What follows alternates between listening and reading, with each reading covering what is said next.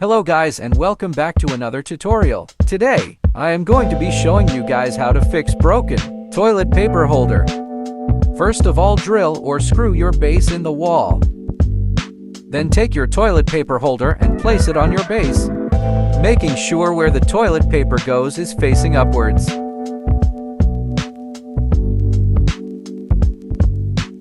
After that, take your screw and screw it on the side of your toilet paper holder, making sure it's firm and is not able to move.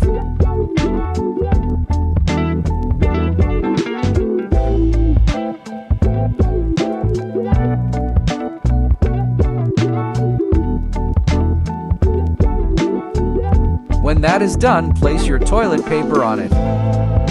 Thank you so much for watching. Please like and subscribe if you enjoyed.